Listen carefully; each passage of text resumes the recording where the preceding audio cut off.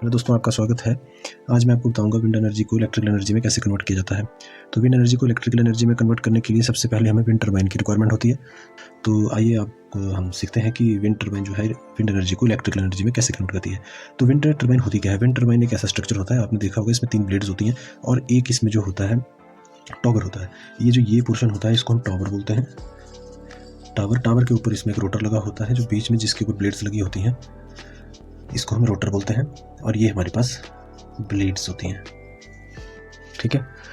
तो ये जो टावर होता है, टावर जो होता है अंदर से हॉलो होता है, हॉलो टावर अंदर से खाली होता है, ताकि हम जो ऊपर जो एनर्जी जनरेट होगी उसको हम वायर्स और केबल्स के थ्रू नीचे ला सकें और नीचे से ट्रांसमिट कर सकें। तो ये जो टावर होता है, इसकी जो लेंथ या हम हाइट बोलेंगे, इसकी जो हाइट होती है वो 80 से 100 फीट के बीच में होती है, ठीक है। आपने देखा भी होगा, इसकी जो हाइट होती है वो 80 से 100 फुट के बीच में होती है, ठीक है। ये इसको जो है पार्ट्स में बनाया जाता है। जैसे एक पार्ट ये हो गया, उसको 2 पार्ट्स में बना लिया या 3 पार्ट्स में बना लिया, इसको पार्ट्स में बनाया जाता है और जहाँ पे इसको लगाना होता है वहाँ पे इसको असेंबल किया जाता है, ठीक है। तो ये हमारा टावर हो गया। टावर के ऊपर हमारी ब्लेड्स लगी होती हैं। ब्लेड की जो लेंथ होती है वो 60 फीट के आसपास होती है।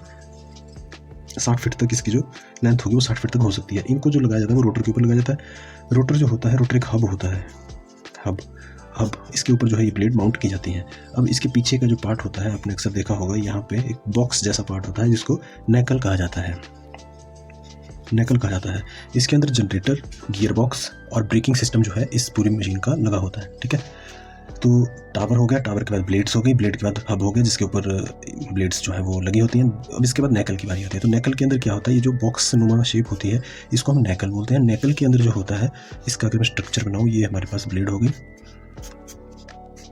ये हमारे पास जैसे ब्लेड हो गई, ये एक शाफ्ट से, यहाँ पे एक शाफ्ट होगी लोहे की शाफ्ट, और यहाँ पे गियर सिस्टम लगा होगा, ठीक है,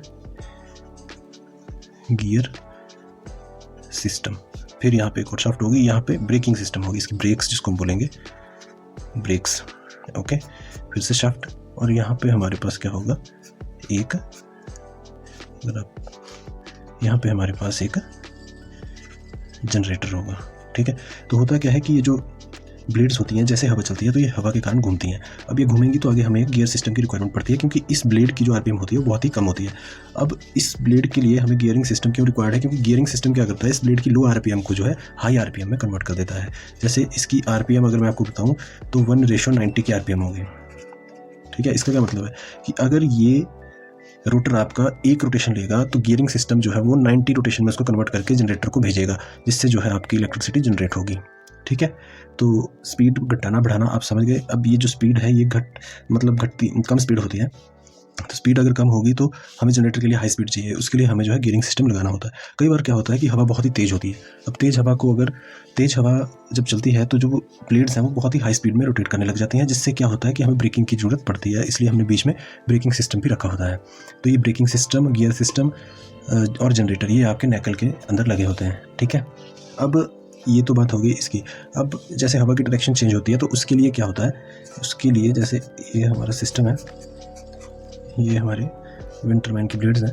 तो ये अगर हमारा नैकल हो गया तो इसके पीछे क्या लगा होता है, यहाँ पे आपने देखा होगा एनीमोमीटर लगा होता है। एनीमोमीटर का काम क्या है, डायरेक्शन को डिटेक्ट करना। अब एनीमोमीटर क्या करता है कि डायरेक्शन, हवा की जो डायरेक्शन है उसको बताता है, और उसकी वजह से जो ये हमारी ब्लेड्स होती हैं, ये जो पूरा नैकल होता है ये पूरा यहाँ से रोटेट करता है उस डायरेक्शन में जिस डायरेक्शन में हवा चलती है। तो यहाँ हम क्या बोलेंगे इसको, ये पार्ट होता है, ये या इसको बोलते हैं। तो याइंग होता है रोटेट करना, तो या हम इस पार्ट को बोलेंगे। तो ये हमारी जो है विंड टरबाइन की कॉन्फ़िगरेशन है।